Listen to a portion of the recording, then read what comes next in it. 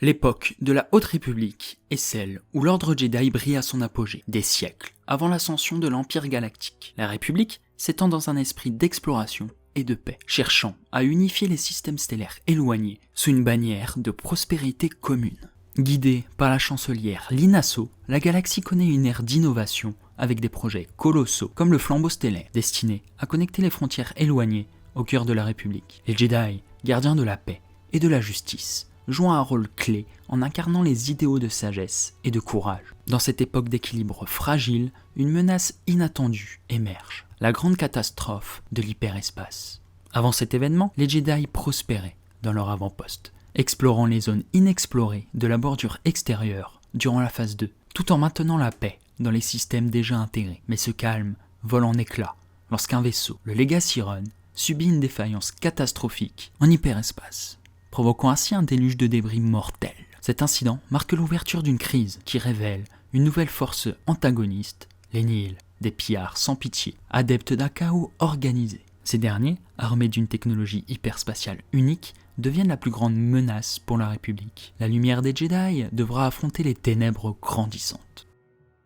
Depuis des millénaires, les Jedi ont affronté beaucoup d'adversaires et bien d'autres ennemis de la galaxie. Mais au-delà de ces conflits ouverts, une menace insidieuse et presque légendaire a hanté les archives les plus anciennes, les sans-nom. Cette espèce énigmatique, mentionnée dans des récits oubliés et des visions de Jedi, est connue pour sa capacité unique à déconnecter les Jedi de la Force. Leur simple présence engendre un vide dans le lien qu'un Jedi entretient avec celle-ci. Une sensation de terreur qui fait vaciller les certitudes les plus profondes. Les sans-nom ne sont pas des guerriers typiques, ils ne brandissent pas de sabre laser, ni ne manipulent directement le pouvoir de la Force. Leur existence est une énigme biologique et mystique. Ils annihilent la connexion spirituelle, rendant les Jedi vulnérables, non seulement physiquement, mais aussi mentalement. Lors de leur rare apparition, ils opèrent dans l'ombre, laissant derrière eux des Jedi brisés, errant dans une vie vide de sens. Le Conseil Jedi, longtemps sceptique sur leur existence, commencèrent à reconnaître la gravité de leur présence lorsque des chevaliers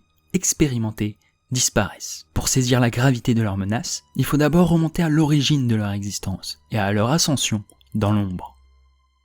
Les sans-nom, également appelés Shrikarai, étaient des créatures originaires de la planète X, que nous découvrons dans la phase 2 de la Haute République. Ils s'attaquaient aux individus sensibles à la Force, peu importe leur allégeance, comme nous avons notamment pu le découvrir dans la Voie de la Vengeance. Ils provoquaient des symptômes terribles à proximité d'êtres sensibles, des hallucinations, une perte profonde de connexion avec la Force qui se renforçait avec la proximité jusqu'à la mort. Une mort cruelle et énigmatique, car la victime se transformait en une enveloppe sans vie. Les cadavres n'étaient que poussière. Dans la phase 2, la Voie de la Main Ouverte, une secte spécifique liée à la Force, contrôla et utilisa les sans-nom pour réaliser une croisade visant à débarrasser la galaxie des utilisateurs de la Force, qui abusent de son utilisation. Leur dogme leur dictait que la Force se devait d'être libre et que rien n'arrivait par hasard. Sa dirigeante, Elesia Zeveron, dite la mère, pouvait contrôler ces créatures après avoir récupéré des sceptres, le sceptre des saisons, le sceptre de l'aube et le sceptre des âges. Une fois ces trois artefacts réunis, nous pouvions contrôler ces créatures à notre guise, instillant ainsi la peur dans l'ombre parmi les utilisateurs de la Force. Des décennies plus tard, après la chute de la Voie de la Main Ouverte, les Jedi n'avaient pas résolu le mystère des sans-nom. C'est pour cela que les Nihil, une organisation anarchique considérée comme des pirates, contrôla de nouveau les créatures, dirigées par Marken-en-Haut, l'œil des Nihil. Il avait pour objectif de faire tomber l'ordre Jedi et la République galactique. Il utilisa une de ces créatures dans l'ombre, sur le maître Jedi, Loden Greatstorm, lors de la bataille de Grisal, qui n'aura pas survécu à cette confrontation. Continuant suite à ce succès, il se procura d'autres sans-nom, et il en infiltra dans le flambeau stellaire, symbole de paix durant cette période, tout en orchestrant en même temps la destruction de la station.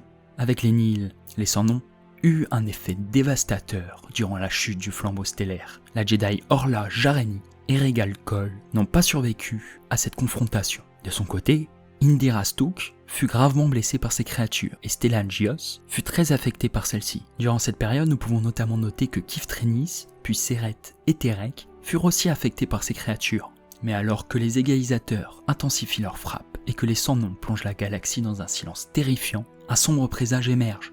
L'équilibre fragile qui soutient l'ordre Jedi vacille, menaçant de s'effondrer sous le poids d'une menace qu'ils n'ont jamais affrontée auparavant. Actuellement dans le canon, ces terribles créatures continuent d'instiller la peur durant la Haute République. La phase 3, qui est en train de sortir actuellement progressivement en France, devrait pouvoir conclure cette histoire et cette intrigue entourant la plus grande menace de l'ordre Jedi.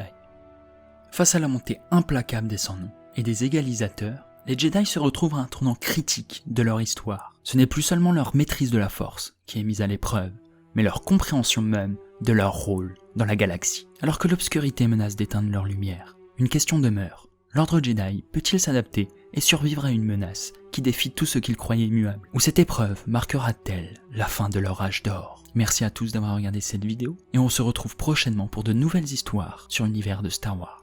Que la Force soit avec vous.